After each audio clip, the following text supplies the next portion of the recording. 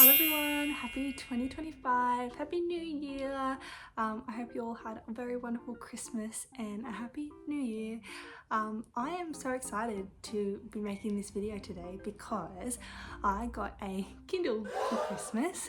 So I decided that this year I was going to do the 52 Book Club's 2025 reading challenge, which basically means that I've got to try and read 52 books in the year, which is based on some prompts that they give me. So I have ordered a book journal from Amazon, which is coming on Monday, which I'll be able to write down physically all of the books that I'll be reading, but they do have digital prompts as well on their website. So if you just Google the 52 Book Club's 2025 reading challenge, it should come up. I'll post a infographic here. That's one of the ones that I'm using, or if you'd like to write it down, yes, they do have a book journal. So I wanted to get started on the reading challenge. Technically, because I got my Kindle for Christmas, this book is end of 2024 read, start of 2025 read. I'm counting it because I finished it on New Year's Day, but the prompt that it fits into is a pun in the title. Pretty fun, hey? So the book that I finished as my first book of the 2025 reading challenge is this one, Pucking the Team by Alexis Barlowe. I started reading this on Christmas Day when I got my Kindle, and then finished it on New Year's Day, so that was what, about 8 days? So I'm just going to read you the story description off of my laptop. This is the story description that I got off of Storygraph, which is what I've started using to log all of my books and things, because I've heard that it's a lot better than Goodreads, so I'm just giving it a go. Anyway, here's the description. Imagine landing your dream job only to find your heart entangled with not one, but 4 NHL stars, each vying for a place in your life. I grew up with hockey in my blood. Becoming the new social media manager for the Chicago Blizzards was my dream job. I thought I knew everything about the game, including how to guard my heart against the infamous charms of hockey players. I was wrong. First there's Lucas, the forward whose flirtations melt the ice he plays on. Then there's Ryan, the defenseman whose stoic exterior hides the depths of loyalty. Alex, the skills coach, challenges me to see beyond the game, while Slade, our team captain, reveals a vulnerability that calls me in a way I never anticipated. As I navigate my new role, my heart and the dramas of the NHL, I'm confronted with a choice that could change the course of my life. Can I truly embrace a love so unconventional with not just one, but 4 men who have come to mean everything to me? So, as you can tell, it's an NHL. Well, you'd think that in the title they're hockey players, ha ha ha, that's why it's a pun, that's funny.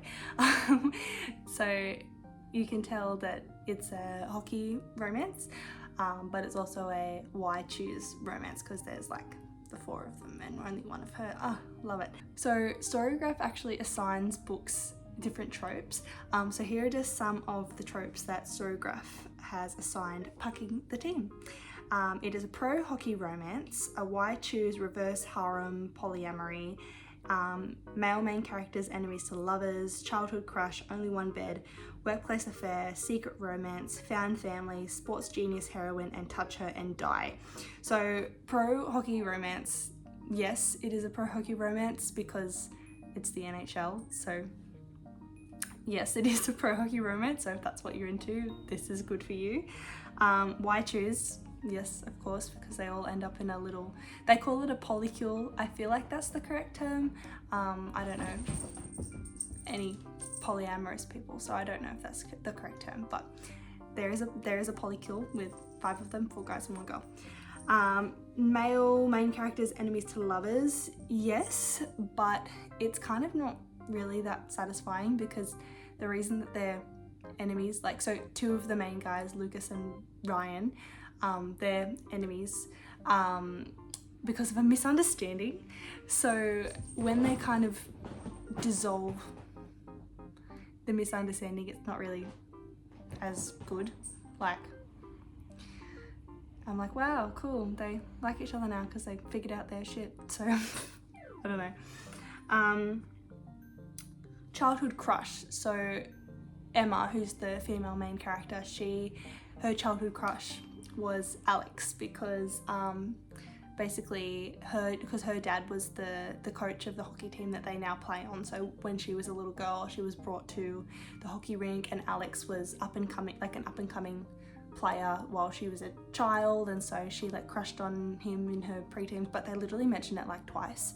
And so I'm just like, well, it can't really be called childhood crush because there wasn't a lot of like harping on about it, if you know what I mean. Also, the only one bed, so she like gets in, spoiler alert, with like the 3 of the guys first, and then Ryan, who is one of the enemy guys, he gets in last. And so basically he's like one guy fighting for her against like these other 3, and they have like a punch on the ice, Lucas and Ryan. And so because Emma's the social media manager, she has to go and repair his reputation or whatever, and they go on like a tour, like an apology tour. And obviously they get to the hotel and they've booked a wrong hotel room, and so there's only one bed, but nothing really happens because he's like a gentleman or whatever, you know. So nothing really exciting happens, but it's like kind of obvious that it's going to happen because obviously they're going to a hotel, they've got, you know, feelings for each other, blah blah blah blah. Of course there's only going to be one bed, like come on. Workplace affair trope. Now I feel like I technically wouldn't call this a workplace affair trope because their whole relationship gets approved by HR. It's very weird. Like literally within the first time of her getting intimate with Lucas and I think it's Alex the first time, she literally gets dragged to HR the next day and is made to sign a consent contract to saying that she consents to this relationship. So I wouldn't really say it's a workplace affair if it's approved. But then also the next trope, secret romance, like I suppose it is because these boys are celebrities. I don't know. Found family, yeah, I would say it's found family, only because they keep referring to each other as their little family. They've had their own family problems in life, so they kind of lean on each other for everything. Sports genius heroine, yes, she does know a lot about hockey because obviously she's grown up in the hockey field, so she knows a lot about hockey. Touch her and die, kinda, but it's not like as satisfying because the boys don't have a lot of power. So if the boys were in a position of power and it was like touch her and die, like literally, it would be like, oh yes, like, you know, they're actually doing something about it. But they don't really. The guy who's like the head of the organization is also kind of a pushover, so it's not really satisfying when he agrees with the things that the boys are saying and takes the evil person down. Like it's not really, you know, but it's good. Alright, so Sophie Say. I don't know if that's going to be something that I put in, but here's Sophie Say. Luce can put in a nice little twinkling thing here for me. Thanks, Luce.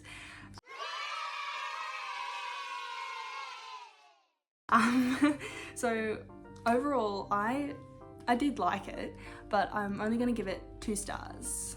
2 stars. If Luce, you can put a 2 stars here when I say this, please.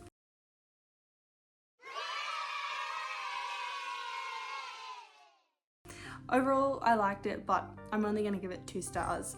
And here's why. I've got some notes. So it was a fast-paced book. So if you want something where you can just pick it up and read it, and it's kind of easy to read, this is a really good way to get like a quick spice hit because it is spicy. Did I mention that? I don't know if I mentioned that. It is spicy. That being said, you will kind of need to get over the 2015 Wattpad-esque writing. And like, I'm saying this with all the love that I can muster because I absolutely ate up 2015 Wattpad novels, like don't get me wrong. But this is also the author's first novel, so we kind of have to keep that in mind that, you know, this is the first thing that she's ever published, and it's very brave to even consider publishing a book and putting it out into the world. So well done, Alexis. You've done the hardest part. The spicy scenes were really well written, I feel. Like you could really visualize what was happening and what they were doing, and I mean, considering that there was 5 of them, I feel like that's a really hard thing to do, because sometimes when you're reading spicy books you kind of go, hang on, what's happening? And you have to flip back a couple pages to see what position they've moved into and all the things, but you can actually understand what was happening most of the time, so that's good. The boys themselves, they all had distinct character traits, but I found it kind of hard to distinguish when they were talking because they kind of said the same things. Like they didn't have like really individualized language on the dialogue specifically, and I've said this to a couple people, and I say this with all the love that I can. You can really tell that the men in this book have been written by a woman, in the sense that they say that men would never say. So specifically, like, trigger warning. One of Lucas, one of the main characters, he was previously essayed by one of the other guy's ex-girlfriends, and so him and the guys are kind of him and one of the guys are having a conversation about it, and there's just, it's not done in a way where it realistically could be a conversation that is happening between two male American hockey players. The language is a little bit, you know, feminized, you know, in the that's probably the best way I can put it, but it did move the story forward, I guess, so it did its job, but it kind of pulled me out from the universe a little bit, because it just wasn't as realistic as I would have hoped it would. And there wasn't a heap of plot. I mean, sometimes when you're reading these things, you don't really read them for the plot, so, you know, if that's what you want, then that's good, but I honestly didn't mind that there wasn't a lot of plot. The plot kind of disappeared as fast as it came, so if that doesn't bother you, then I would say don't worry about the plot. So the other good thing about Storygraph is that other people can leave reviews on books that you want to read, so you can kind of have a look at books that you're interested in to see by the reviews if it might be something that you'd like. So on Storygraph, Pucking the Team actually has an average rating of 3.41, which I actually don't think is that bad. Like, that's over halfway, you know, to 5. So not too bad, not too bad. So here's just 2 reviews from other people that I've just pulled, and we can have a look. So this reviewer left 4 stars. I thought this book was decently well written. I had a connection with more than one of the characters, but at the same time, I felt that the characters could have been fleshed out a little bit more with personality and mannerisms, especially at the end. That's when we learned some of the characters' likes, which I think I would have gotten better if we had learned them a little bit earlier. I feel like there was also a couple of loose ends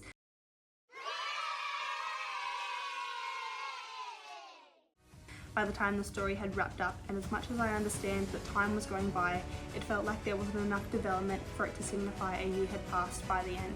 Overall, I gave it 3.5 stars, which I rounded up to 4. I have to admit that I liked the male main characters more than the female main character. Yeah, I agree with that. You didn't really get a full-on introduction into the male characters at the beginning. You didn't really see what was behind the curtain. You were kind of just like really focused on the fact that they were hockey players and not like who they were as people. So I would have liked some more stuff from the end to be brought to the beginning, but I mean, at least you got to know them a little bit more at the end. So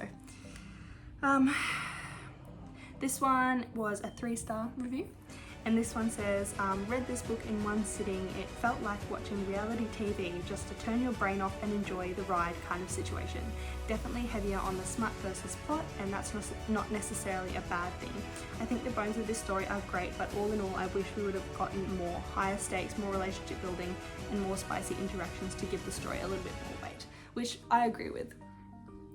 I do wish that, you know, it would have been fleshed out a little bit more. But I mean, it was her first novel, so props to her for actually finishing and publishing a book. There are other books in the series that I haven't read, so maybe all this story continues on, and I really hope that it does, and her writing continues to grow and change with her as she grows and changes as an author. But I haven't put them on my reading challenge list, so fingers crossed, hopefully sometime in the future I can come back to them, and hopefully we can learn some more about all of these wonderful characters that I actually kind of liked. So it was good. well, I'm gonna wrap this up. I really hope you enjoyed this quick book review, and every time I finish a book in the reading challenge, I'm hopefully going to do a book review just so that I can keep you guys updated on all the books that I'm reading, as also keeping them updated for myself, and it'll do all the stuff on Instagram as well. I really hope you like watching this video, and I will see you in the next one. Bye guys!